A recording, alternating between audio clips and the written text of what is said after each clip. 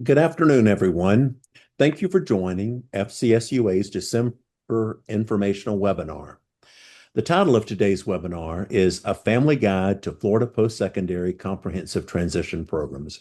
My name is Drew Andrews, and I'm the director of the Florida Center for Students with Unique Abilities here at UCF. Our presenters today are part of the technical assistance team here at FCSUA. Cheryl Sandvoss, the program director, and Jackie Dwyer, the program assistant director, work to support comprehensive transition and post-secondary programs for students with intellectual disabilities across the state.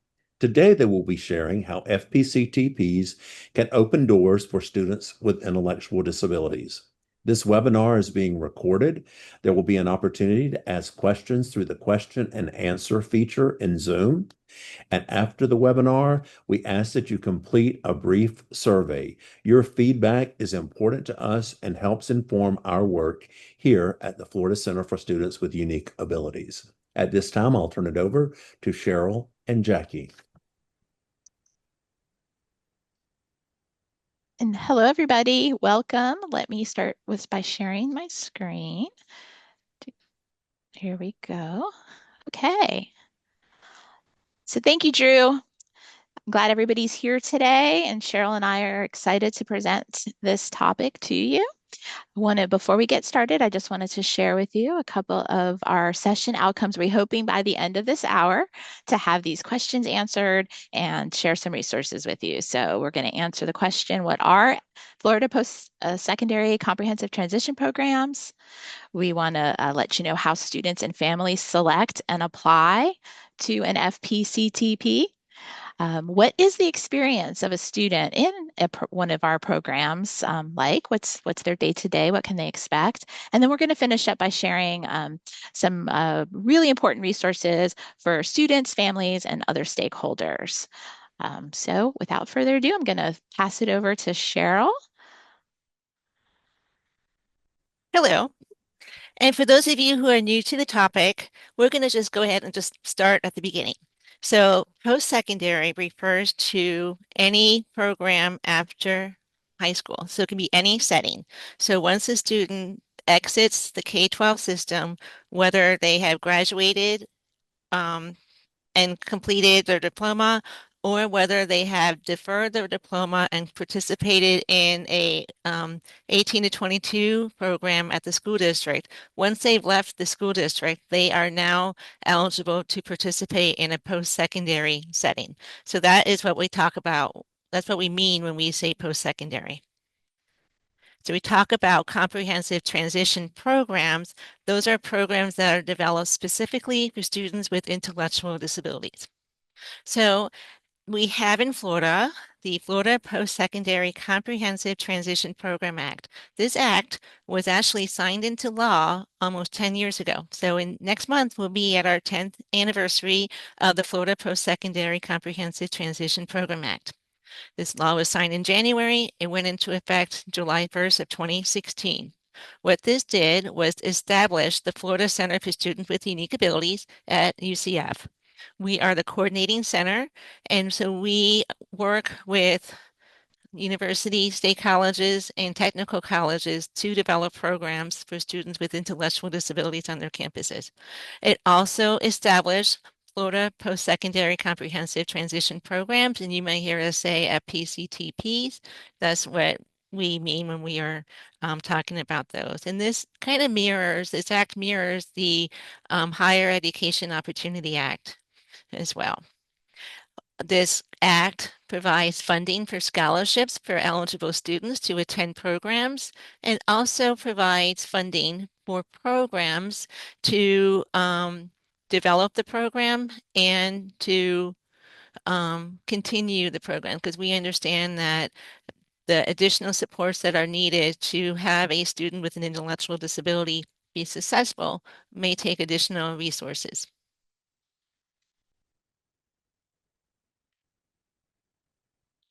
So what is the purpose of an FPCTP, the Florida Post-Secondary Comprehensive Transition Program? The purpose is to increase opportunities for students with an intellectual disabilities to have access to better independent living, have them have access to inclusive opportunities and experiential opportunities on Florida's campuses. And the ultimate goal is employment for our students. So the students move through the programs to earn meaningful employment and through the programs. And fun fact is our students at our Broward College Eagle Nest programs, can some of our students. And now on next slide, we have a short video from a parent of a student enrolled in UCF's Inclusive Education Services Program. My name is Becky, and I have a son in the IAS program at UCF named Malik, and he is in his second year. So this past year, he learned so much, and he was able to gain independence that I believe if he had not been at UCF, I would have stifled, because I would have taken care of things for him that he was fully capable of doing on his own. I think that's the biggest thing he gained, was the independence, but also confidence in himself, friendships that I think are going to last a lifetime, and skills that he otherwise would not have gotten. So that's the little parent perspective and a little bit about the IES program over at UCF. This program is currently a 2-year program. They offer programs in hospitality, early childhood education, and social services. They are going to be adding exercise science to their offerings. Hopefully that will be available for them. Their goal is for next year. And all of the students in the program live on campus in dorms. My name is So we're going to pause now, and feel free, if you have any questions, go ahead and use the Q&A feature on Zoom. We're just going to take a couple minutes now to see if there are any questions or any comments that you may have.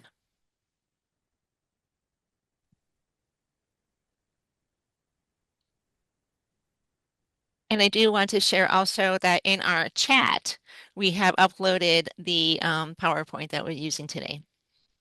But in the Q&A, if you have any questions, I don't see any open questions right now, but feel free, at the bottom of your screen, there is a Q&A section.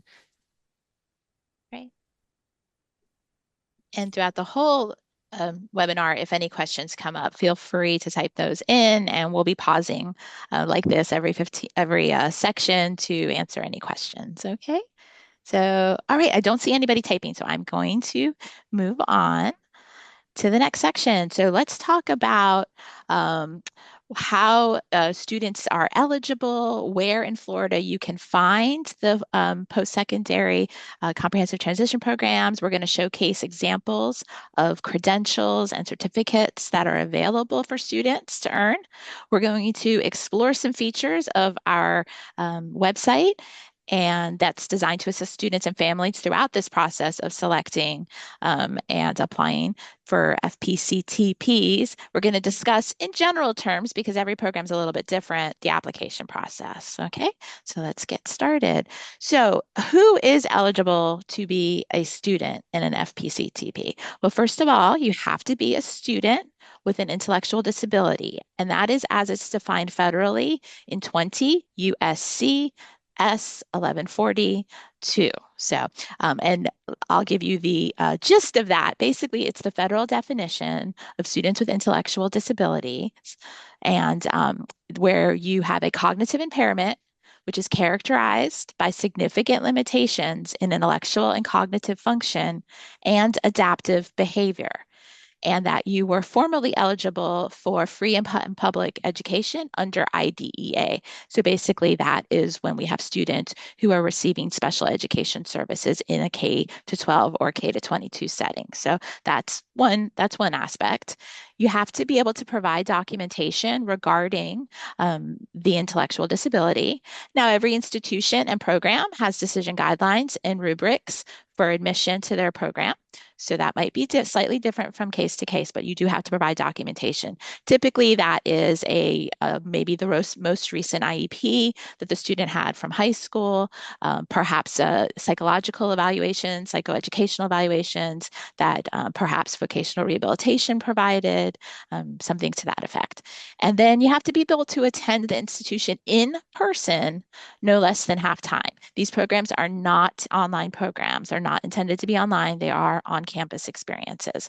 So just to let you know about what we're looking at on the screen, the first picture on to the left are these are three 2024 student panel members from our we have a summer planning institute where programs come together. So we have a student here from Indian River State College. There's a student from Okaloosa Technical College and a student from Florida Atlantic University down in South Florida. In the middle, we've got two students from Santa Fe State College writing. And on the right, you have students that are in class in a lecture setting at University of South Florida. So we have students in all kinds of settings, which leads me to the next slide. So where are these programs? They can be anywhere and everywhere in Florida. They can be in state universities. They can be at state colleges, what we used to call community colleges for those of us that have been around a while, career and technical colleges, and even independent colleges or universities. And when it comes to independent colleges and universities, they are located and chartered in the state. They still have to follow that. They have to be accredited. And they have to be not-for-profit schools. So we do have a small handful, and that's growing, of independent colleges and universities on the list. Do you want to see the list? Here it is. 37. We currently have 37 approved programs across 38 campuses. That is our latest hot off the press number. And I know that this slide is probably way too small to see, but we have 8 universities. So they're listed here. We have 9 state colleges that have approved programs and 20 technical colleges. Really impressive.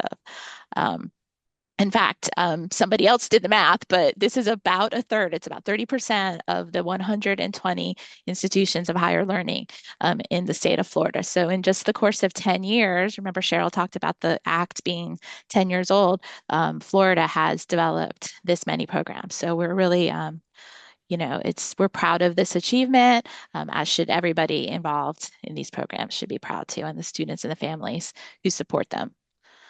So here we go.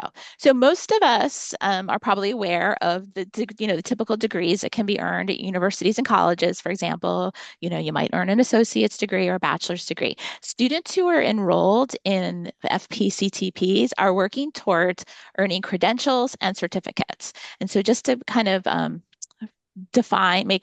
have a few definitions. Credentials are issued to show that students have completed programs or training that helps them qualify for specific types of employment. And certificates are typically defined as they're earned by students after they successfully complete a brief course of study. Typically, they might be given to recognize either foundational skills or even advanced learning. And then on the screen, you see 3 different diamonds there. The industry certifications are earned to verify competency in a specific field or a skill set, and those are awarded by professional organizations. So for example, CPR first aid certification is issued by American Red Cross. Serve Safe food handler is an industry certification that might be earned by students that are in a culinary program. There's a few more listed there. Automotive collision technology technician, digital design, nail specialty, things like that. The middle category is local certifications, and those are, as the name implies, recognized locally or across the state to demonstrate that students have completed coursework and they've acquired industry recognized skills and knowledge and abilities to work at a specific job. They're just not accredited by a national organization. But for example, Florida Ready to Work soft skills certificate is one that's earned, and that's where students learn about professionalism. They learn communication skills, teamwork, skills like that. The Florida Child Care Professional credential falls into this category as well. You see some others listed there, guest service specialist, office support specialist, things like that. And then the third category are micro-credentials and badges. So these tend to be more specialized, more focused on than other credential programs. They are earned when a student demonstrates a specific skill or targeted skill competency. So, for example, within an HVAC, a AC program, a student might earn a micro credential in disposal of materials and air conditioning repair. So you can see how that's just a very specific skill. Or patient transport care. So, where they learn how to, properly help patients in a hospital into a wheelchair and to take them from place to place. So those are covered usually by micro credentials and badges. So in just a moment, I'm going to show you how to discover which specific programs offer what credentials and certificates. Okay, and then, but before that, you have to apply, right? Just like any institute of higher education, students do have to apply. They have to complete an application process, and they have to be selected to participate in an FPCTP. And while each program is different, there are some common expectations for the application process. So, for example, the students will be applying directly to the programs at the school. They're not to us, but to the individual programs. They will need to provide, as I mentioned before, documentation of an intellectual disabilities. So an example might be most recent IEP, most recent evaluations, either from school or vocational rehabilitation. I've noticed, I've looked at a handful of applications and they all required letters of recommendation. So that might be from former teachers, former employers, somebody who knows the student, the prospective student. They might be asked to answer questions about adaptive and academic skills. So there's sometimes basic skills assessments, which might involve some basic reading and math skills. There may be safety skill assessments, communication skills, how good are their phone, text, email skills, things like that. And there's an excellent chance they'll be participating in an interview to be accepted into the programs. And hopefully maybe if these are thinking of any questions, go ahead and pop them in the chat. So let me show you. We're going to explore our website, the FCSUA, that's us, the center, that a portion of our website that's called Find an FPCTP. And this is a screenshot, and we'll go there in just a second, but it's divided for the part for students and families is divided into Find an FPCTP. There's a family to family toolkit, and then there's a section called Exploring Options. So let me pop this up right there. You should be seeing our website. And then when I scroll right down, it's the first thing, students and families, first thing on the homepage. And this section here, this first tab is Find an FPCTP. So we're going to click on that. This is how you would sort of start exploring. I'm interested in these programs. Where can I find them? So locating the FPCTPs is this tab right here, and you can see this map pops up. So let's zoom in a little bit more and look at them all over Florida. So you can kind of zone in on your area. Let's say you're on the West Coast in the Tampa Bay area, and you have these little pins in the map. You're like, okay, well, what's going on here in Tampa? When you click on that, you get a little blurb about Irwin Technical College, right? So you get some key information, where it's located. Maybe let's move over to St. Pete. I love that part of the state. So there we have a technical college there. We have Clearwater and St. Pete. We have, oops, I keep clicking on the same one. There we go. St. Petersburg College, Tightens Up program. So it gives you just a brief summary about the program. So it's a great place to start if you're like, yep. Oh, sure. Sorry. Let me go. I forgot. If you scroll down on that summary, you can find there's more information. More information, and you can see the contact information Thank you, Cheryl. for the program. Yes. So there is more information here, an email address, a phone number, all of it. So that's a great place to start, just to look for where in the state can I find these programs. But I just spent 2 slides ago a bunch of time talking about credentials. So that is on the next tab. If you go credentials offered by FPCTPs here and click on this, we have a feature here that you can start looking for programs based on what credentials, the credentials dashboard is called. So let's say we have a student who is interested in something in the healthcare field. Great field to get into, always a need um, for employment in that area. So that narrows down your search and it gives you all these institutions that have some type of healthcare credential, micro-credential, or certification. Yes, I will make it bigger. Thank you. I'm being told, let's make, yeah, there we go. Oh, okay, good. All right, so let's dig down a little bit. So here we go. You've got credentials listed here, attached to which school. You have certifications listed, and then whether it's an industry certification and who's accrediting it. So for example, at Polk State, you have a business and an education, but there's a National Healthcare Association Certified Medical Administrative Assistant. So that's one thing there. You have a certified nursing assistant program here at Florida State College at Jacksonville. If you hover over any of these, you can read the whole piece. Lots of emergency first response, primary, secondary care provider. Let's look at somebody. Maybe you have a student or a child, a young adult in your life who's interested in working with students, working with children. So here, there's an early childhood professional certificate program, and that's located at Robert Morgan. At the University of Central Florida, they do have an education program. So we can we know that there's something there that might be interesting to a person who's looking for child education. Where's the one? Let's see here. I know here's another, here's early child care certification. Oh, Florida paraprofessional at Southeastern University. So lots of different choices, and you can see the categories. So I definitely recommend it.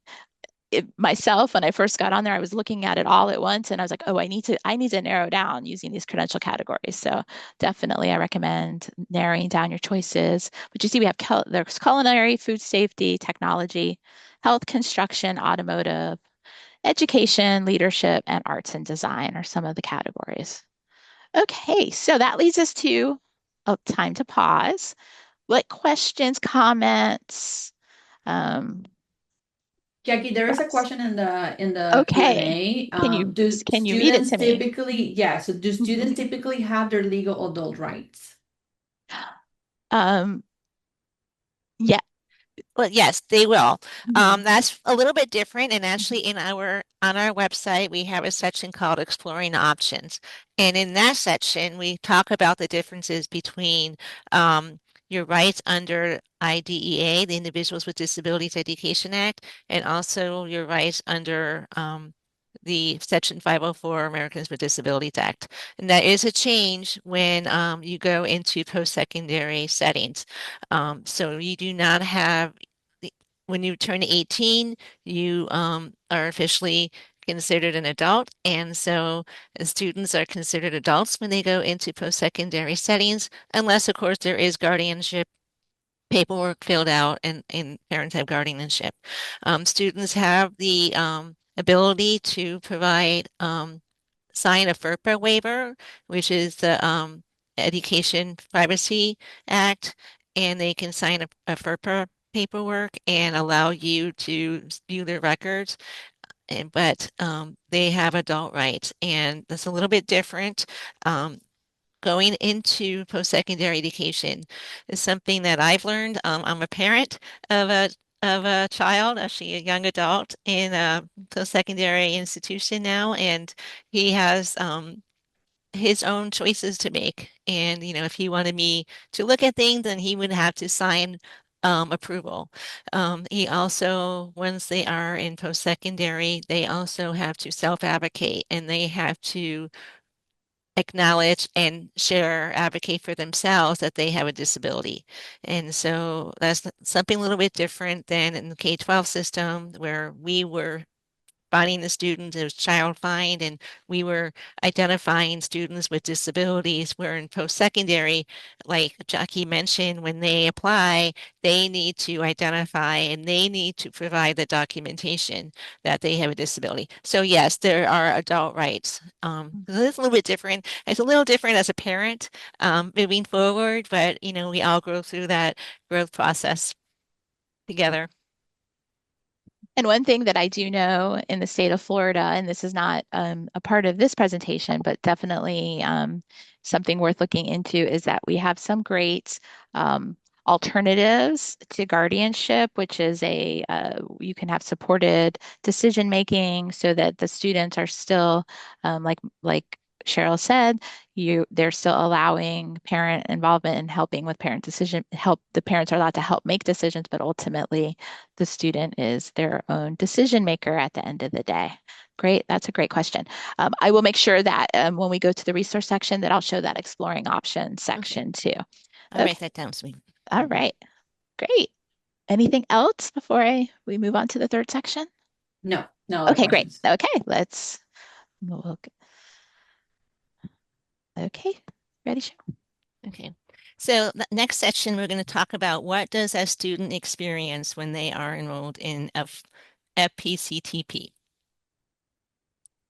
So we have all programs are required to report both quarterly and annually. And one of the things that the programs report on is the student information. So the information is gathered while the student is in the program, and we also collect data on post completion for 5 years as one of our requirements of our statute to collect and kind of just maintain, making sure the students are maintaining employment for 5 years. So for students, the focus is on employment. That is the ultimate goal. We want students who are coming to school to obtain employment. This is not a program just to come and experience it. There is an outcome. We want the student to earn the credentials, certifications, so they have employment opportunities. The students must meet satisfactory academic progress, and that is identified and determined by each institution. And for the most part, it is aligned with the satisfactory academic progress for all students at that institution. So we're making sure they're passing their classes. We're making sure they're attending courses. And again, we have to make sure for statutory requirements that the program keeps in contact with the students, the completers for 5 years. The students have to be enrolled at least half time and complete the courses. And again, the ultimate goal is employment for our students. So students do get an opportunity to have a scholarship. So we do provide scholarships up to $15,000 for eligible students. Eligible students are students with intellectual disabilities who are enrolled in the Florida Postsecondary Comprehensive Transition Program. And the scholarship covers the costs associated with going into the program. This can be tuition. If they are living in a dorm, there's housing costs, meal plan costs associated. Sometimes they have to take industry certification exams, and we can help provide that funding to take those exams. Sometimes some of the programs have tools and equipment needs, and we can provide that. The scholarship can help fund those programs as well.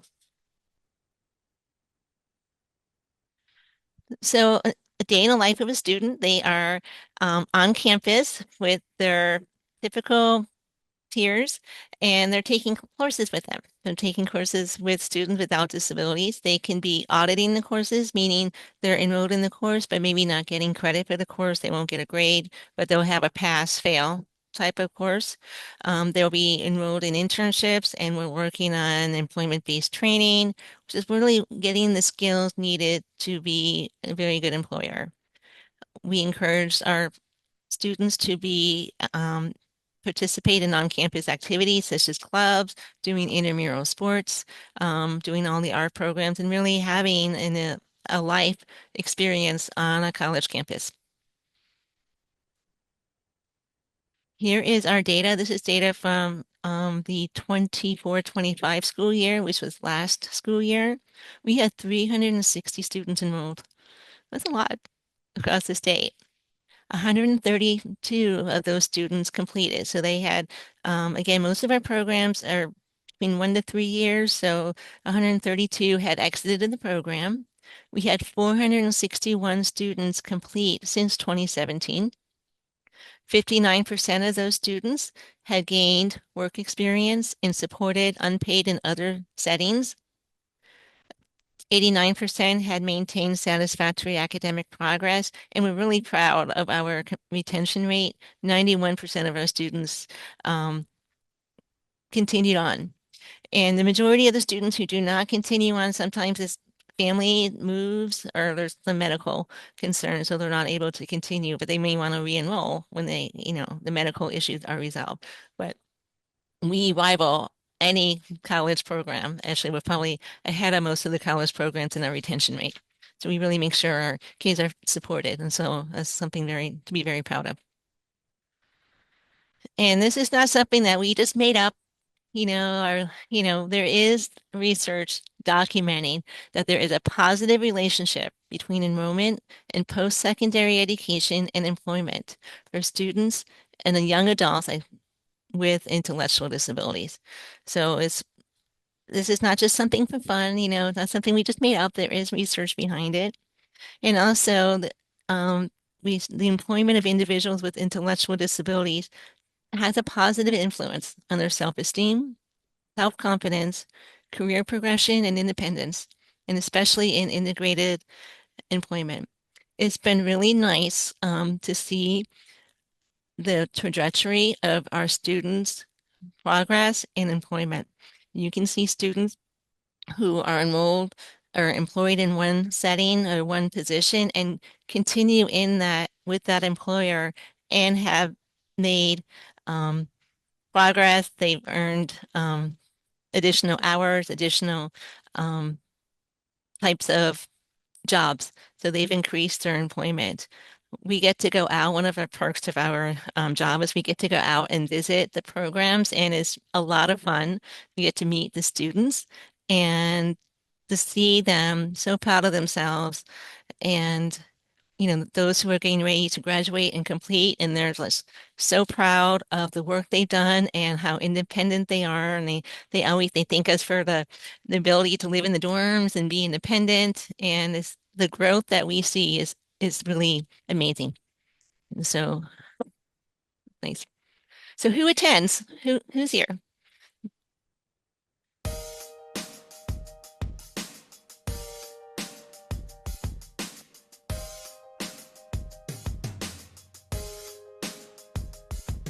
Hi, my name is Taylor Jones. I go to Ava State College. Hi, my name is Clyde Christian Russell, and I attend Sheridan Tech in the computer and IT program. Hi, my name is Bianca. I go to college at Poyet State. Hi, I'm Seth. I am a student here at Southeastern University as part of the LINK program. My name is Albert. I'm going to college Santa Fe. My name is Arvin. I go to University College. Hi, my name is Lucas. I am in Sheridan Tech, and I'm currently in the computer IT program. Hi, my name is Jonathan. I go to college at Massey campus at Indian River State College. My name is Lucas Rios. I go to college at FIU. Hi, I'm Allie, and I go to college at Southeastern University for the LINK program. Hi, I'm Ben Doe, and I'm a college student at FIU Embrace. My name is Siobhan. I go to Sheridan Technical College for the automotive technician.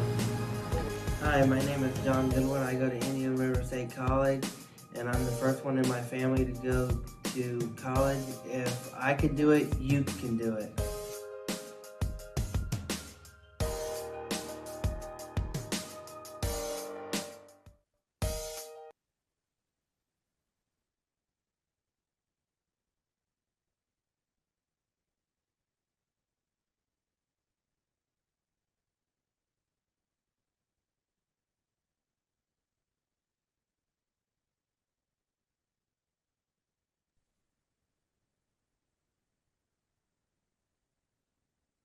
Okay. Are there any questions? There are no questions Okay. in the No Q&A. comments. There's Okay. one participant wanting to ask a question. Okay. If we can allow that. Yeah. That's yeah. Oh.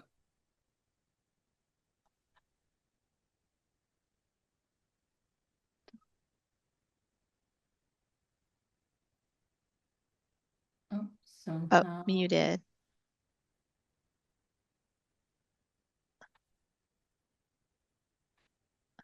Well, I don't see it up anymore. Okay. So yeah. All right. If So to that person, try and we'll at the end, if you want to raise your hand again, we'll try again. Or you can type into the chat. Yeah. Okay, so we definitely want to get everybody's questions answered, so don't be shy to jump back in. Okay, so the final piece is I wanted to share we were going to share some resources with you that are available for families, stakeholders, students. So that is going to start. We're going to start with another piece of our website called the Family to Family Toolkit. So let me pull that right up. It's also accessed through our website. So remember, this was the last place I showed you. We explored that. And if you go back to the right there again, students and family section, it's the second tab. So to read a little bit about it, it's basically this was developed listening to the needs and ideas of family members, right? So what are some of the needs, comments, and thoughts that families provided? And you'll notice when you click on the toolkit and open it up, that it is a series of short little modules, and in each one there's videos, plural, from families. So like that the name implies, family to family, family talking to other families. So the first section is an introduction.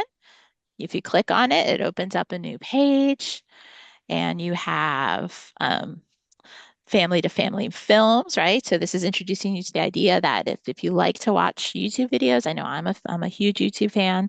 I like to listen and watch people talk. So there are people sharing their experience. They're being interviewed. They're asked specific questions. These are all short little videos. They're all, 3 minutes or less ish. And they target specific questions. So this is just looking for an inclusive program. You can navigate, you can either go back to what they call the landing page, which is the main family to family page, or you can just click through each module. So there's a series of questions under the learning section.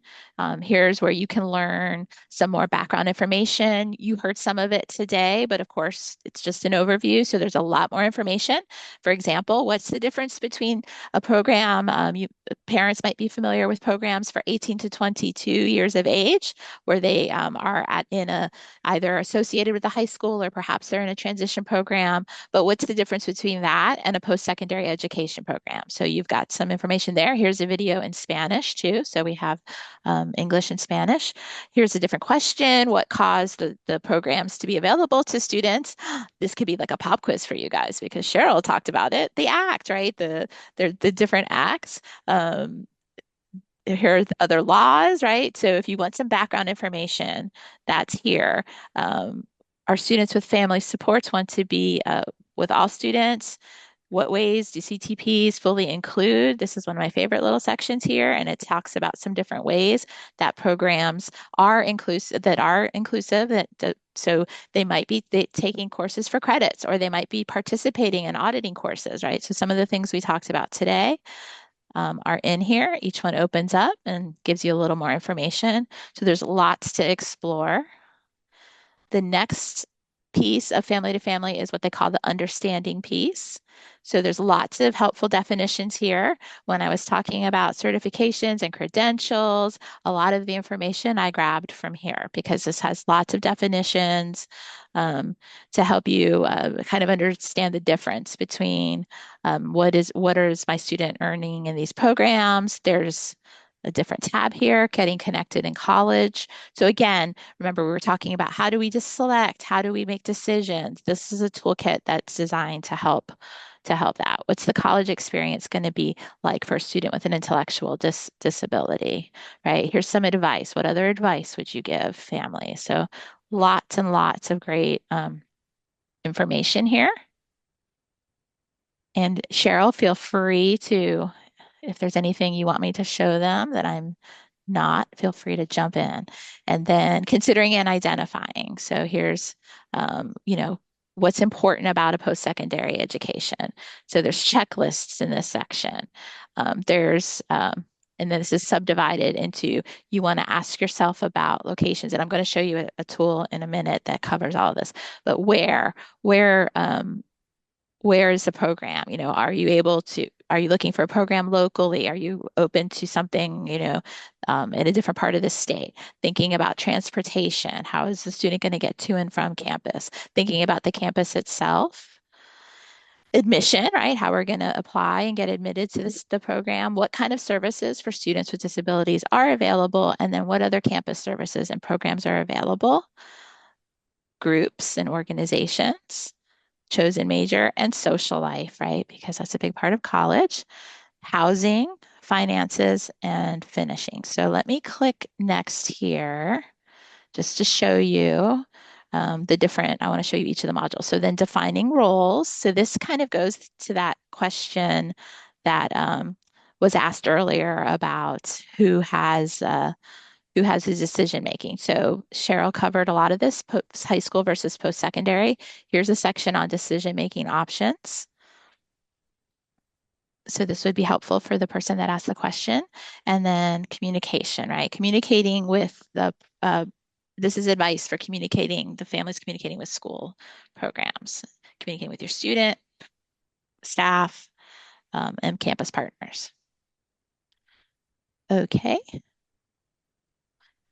Resources. Okay, and then here are some extra resources outside of FCSUA. There's Think College, which is a leader in the country on these types of programs. You've got Think College articles there. Considering and identifying. Here's some Project 10 is a state project and TACT is a national. So lots and lots of resources available and tons right here. Guardianship. Right there, FCSGA, guardianship advocacy, Florida courts, guardianship. So lots of information in that realm. Okay, so I think we're going to move on to the next piece, which is the My College Search Guide, which is also available on the website. In the Find an FPCTP section, there is a link to this document, and I'm not sure if that's something that Claudia can pop into the chat or not. That's awesome. Okay, perfect. Yeah. And I know I just threw that out at the last minute, but let me show you what it looks like because this is a great document. So this is also on here. Here it is. And it's in the one single file is in English and Spanish. So it's you just need one file. So it has the front page is some of those important questions, right? Get your mind thinking about what kind of program works for your student or for yourself. What credentials can you earn? These are questions that you want to ask about the programs you're thinking about. And then here we go. Employment, right? Extracurricular and living and getting around. Those are kind of the three main categories of questions following that. So what am I going to do when I'm not in class? Are there groups and clubs available? Is on-campus housing available? So these are questions that are incredibly important when you're looking for an FP, a comprehensive transition program. But these are important also for all parents, right, who are looking at college for their student. And then the next 2 pages, here's where it gets handy, where this becomes a tool, not just information, is that you can actually fill this out. So you can use this as as kind of an information collection tool. So you can, as you're looking at different colleges, you can keep track. What was the name of that school that we talked about? What credentials does that college offer that might be interesting to the student? Are they going to help reach a career goal? If you can get a chance to either explore it online or even better, explore it in person, what did you like about the program? What did you not like about the program? And then you can rank it. Was it your first choice, second choice, third choice? And then here's a place to fill in some important information, right? So because every program's a little different, they're going to have different application dates. Some accept applications all year, and some have they're going to open their application in January and it's going to close at a certain date in the springtime. So, and here's a way to keep track of information. Nice and simple, but important information. And then the third page, these are those categories that we saw in the family to family toolkit. So here we go. Is it a big campus or a small campus? What are some of the options for transportation? Can the student drive? Does the student have family? Do they use disability transportation? What's the campus environment like? So all of these different important questions and a place to actually organize the information that you're gathering. And then, like I said, it just rolls right into the Spanish version. So the same 3 pages, but in Espanol. Okay, and then here's something I'm going to add in that I don't have a slide for, but we talked about this. I want to show you all the exploring options. That's the third and final tab on the family part of the student and family part of the website. And again, Cheryl, if there's something specific, just feel free to jump in. But when you click on that, this has a lot of information about accessing college as a student with disability. And this is information for any student with any disability, not just intellectual disability. So the information in this tab applies to any student who was receiving services under IDEA or Section 504 when they were in the K-12 setting. So legal protection, services, documentation is all here. And there's a section on dual enrollment options, documentation requirements. So because there is a difference between the services that they're getting in post-secondary versus K-12. And then some more resources. Okay, and then if you want to keep track of what we're up to, social media is a great way to keep current with us at the Florida Center for Students with Unique Abilities. Many of the FPCTP programs around the state also have very active social media sites. So it's a great way to keep track of what they're doing. It's also a great way to kind of get a feel for the vibe, if you will, of a program, right? So there's how you can follow us. And we often share our posts from other parts of our program. So we're on, we have a website, we're on Facebook, Instagram, X, YouTube. So you can reach us that way. You are all invited to come join us next month. Our webinar is a celebration of 10 years of Florida Post-Secondary Comprehensive Transition Program success through the center, the Florida Center for Students with Unique Abilities. So that is, again, the first Tuesday of January, same time, 3 to 4 p.m. And you can join us as we celebrate a decade of transformative impact. This webinar is going to highlight the remarkable growth of programs showcasing inspiring student success stories and exploring innovative products and supports developed over the past 10 years. So you can come find out what FCSUA has empowered and how we've empowered inclusive education, shaped brighter futures across Florida. And here's just a few futures that have been shaped through the programs. These are 2025 completers from let's see, 1, 2, 3, 4, 12 different programs here. So we've got, everything from Pinellas, Technical College, Florida Atlantic University, University of South Florida. Here we are, UCF. That's our local program right there. So this is what it all boils down to, right, is success for our students. So again, any questions or thoughts, comments? We did have a question. Someone Yes, said, if you have a perfect. college interested in starting the program, who should they contact? And if you go to the next slide, you have Okay. our contact Yep. information. Reach out Right to us. there. Yeah, let us know, and we will, start the process and Yep. kind of talk about the next steps and what to expect. So Yep. feel free to reach out to us.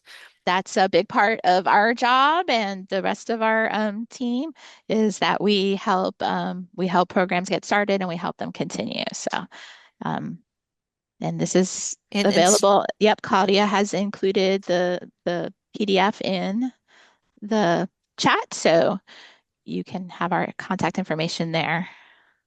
And someone also asked if someone may a student in an FPCTP go for an AA Associate of Arts or AS Associate of Science degree if they would like to, or beyond.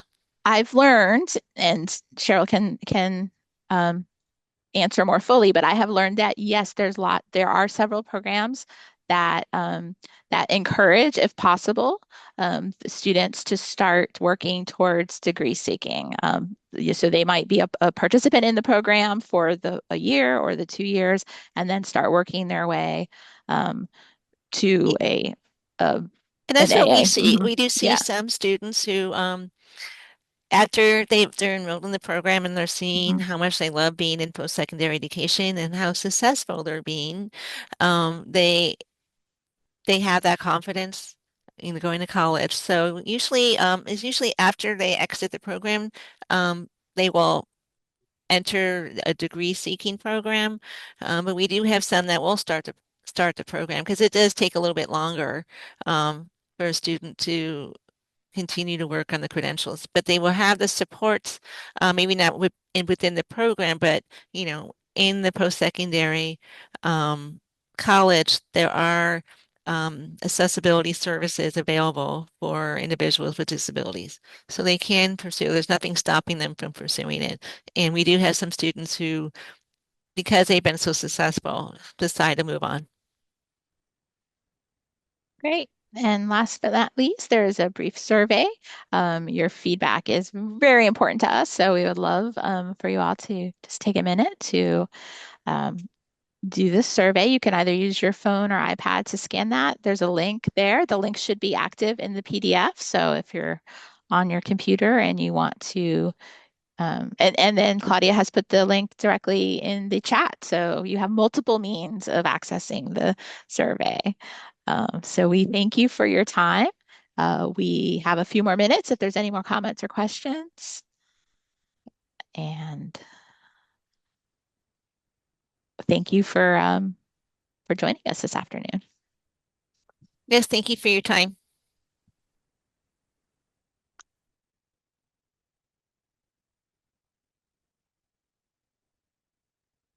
I saw somebody pop a hand up. If you have a question, don't be shy. It disappeared again. So.